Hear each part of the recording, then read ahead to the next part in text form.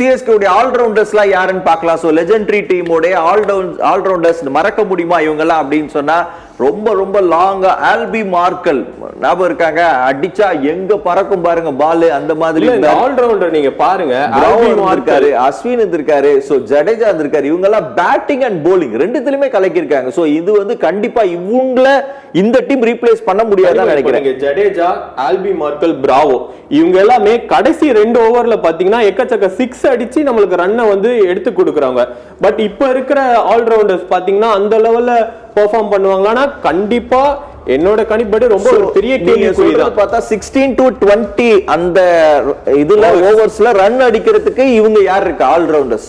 So இதுல பாத்தீங்கன்னா maybe Jamie Overton, Dube, so இவங்கள மேபி என்னோட ஒரு நல்ல பிளேயிங் 11 ஒன்னு இருக்கு. சோ நம்ம அதை அடுத்து பாக்குறோம். சோ இதுல நீங்க ஷார்ட் மேத்யூ ஷார்ட்டை வந்து இந்த சிஎஸ்கே யூஸ் பண்ணுவாங்களா அப்படின்றது தான் இந்த பிளேயிங்ல. பட் மேத்யூ ஷார்ட்டோட ஒரு பெர்ஃபார்மன்ஸ் பாத்தீங்கன்னா எக்ஸ்ட்ராடினரியா மற்ற லீக்ல எல்லாம் இருந்திருக்கு. பட் அவரை சிஎஸ்கேக்குள்ள கொண்டு வரதுக்கான வாய்ப்பு ரொம்ப கம்மி.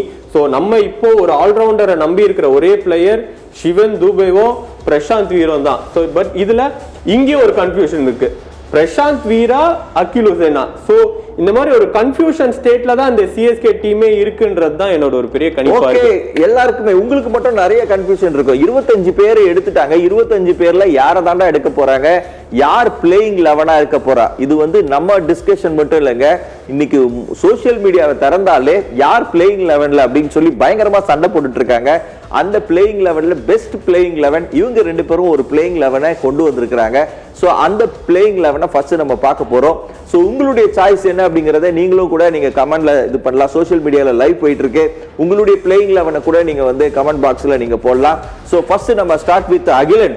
உங்களுடைய பிளேயிங் 11 எப்படி இருக்கு, யாரை செட் பண்ண போறீங்க? ஏன்னா 25 பேர்ல அஸ் ஏ கிரிக்கெட்டரா ஒரு 20-25 வருஷமா கிரிக்கெட் பார்த்த அனுபவத்துல 18 சீசனை இந்த பார்த்த ஐபிஎல் பார்த்த அனுபவத்துல நான் சொல்றேன் ரொம்ப கஷ்டமா இருந்துச்சு என்னுடைய பிளேயிங் 11. உங்களுடைய பிளேயிங் 11ல யார் யார் இருக்கா?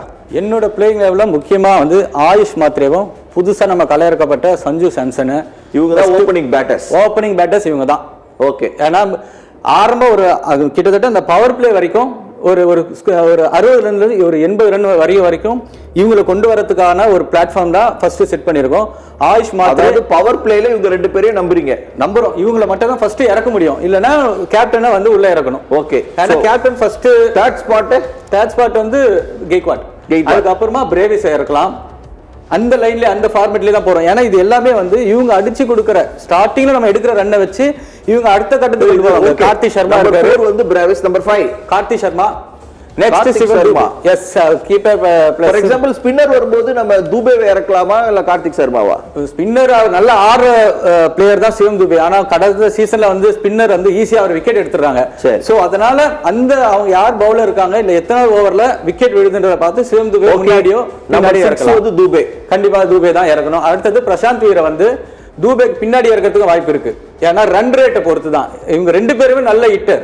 ஸோ பவுலிங் எந்த ஸ்ட்ராங்கா இருக்காங்களா இல்ல வீக்கா இருக்காங்களா தெரிஞ்சு அந்த இடத்துல விக்கெட் விழுந்த இடத்துல இவங்க 2 பேரும் ஃபர்ஸ்ட் இறக்குறதுல ஒரு 5th 6th ஒரு பிளான். அதுக்கப்புறமா கடைசியா வந்து இது என்னதான் நம்ம பிளான் பண்ணாலும் நம்மளோட 11 என்னோட 11 இது இருந்தாலும் மிடில் ஆர்டர்னு வரும்போது கொஞ்சம் பிரச்சனை இருக்க தான் செய்யுது. ஏன்னா ஃபர்ஸ்ட் 2-3 விக்கெட் உடனே விழுந்துட்டாங்கன்னா மிடில் ஆர்டரே கிடையாது. மிடில் ஆர்டர்ல ஸ்ட்ராங் வைக்கவே முடியல. ஏன்னா எந்த பிளேயர் உள்ள ஒரு ஜூனியரை நம்பி பிரசாந்த் வீரை நம்பி மிடில் ஆர்டரா கொடுத்திருக்கீங்க. அதாவது கார்த்திக் சர்மா, சிவம் துபே, பிரசாந்த் வீர் இவங்க எல்லாமே லெஸ் தென் ஒரு 2-3 இயர்ஸ் எக்ஸ்பீரியன்ஸ் தான் இருக்கு. அதாவது டொமஸ்டிக் லெவல்லே நான் சொல்றேன். அப்படி பார்த்தா சிவம் துபே தவிர சிவம் துபேவும் நல்ல பினிஷர் கிடையாது, நல்ல ஒரு நம்பிக்கையான நட்சத்திரம் கிடையாது. அப்படி இருக்கும்போது இப்ப பாருங்களேன், நீங்க போலர்ஸ் ஆல்ரவுண்டரே இல்ல. நாதன் எலிஸ் நீங்க வச்சிருக்கீங்க, நூர் அகமது வச்சிருக்கீங்க, மேட் ஹென்ரி வச்சிருக்கீங்க, கலீல் அகமது வச்சிருக்கீங்க. இதுல அதாவது போலிங்கோட கொஞ்சம் பேட்டிங் ஆடுற அளவுக்கு யாருமே இல்லாத பட்சத்துல இந்த ஃபர்ஸ்ட் 7 தான் உங்களுடைய சாலிட். ஃபர்ஸ்ட் 7 தான்.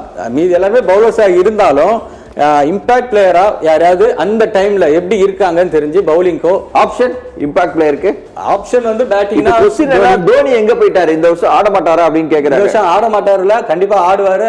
ஏன்னா சிஎஸ்கே கிரவுண்ட்ல தோனி அவர் இல்லையே. இல்ல அதுதான் இம்பாக்ட் பிளேயரா வச்சிருக்கோம். அவர் தான் எந்த இடத்துல கடைசியா ஒரு நல்ல ஸ்கோர் ஒரு 170 ஸ்கோர் இருக்கும்போது ஒரு 17 ஓவர்ஸ்ல ஒரு விக்கெட் வந்தா அந்த டைம்ல கண்டிப்பா டோனி. ஏன்னா லாஸ்ட் உட்கார வச்சிங்க இந்த வருஷம் கிட்டத்தட்ட அவர் உட்கார வச்சதான் நல்லது. ஏன்னா இந்த டீமை கொண்டு வந்தது இந்த ஷார்ட்டா எல்லாம் சின்ன பசங்க டீமை கொண்டு வந்தது வந்து அடுத்த ஒரு கட்டத்துக்கு போறது தான். அடுத்த 5 வருஷத்துக்கான திட்டத்தை இந்த சீசன்ல இருந்து கொண்டு வந்தாதான் அடுத்த சீசன்ல வந்து அந்த வெற்றி வாய்ப்பு, ஒரு கோப்பைக்கான வெற்றி வாய்ப்பு தேடுறதுக்கான ஒரு பலன், ஒரு பிரதிபலனை தான் இந்த டீம் கொண்டு வந்திருக்கும்.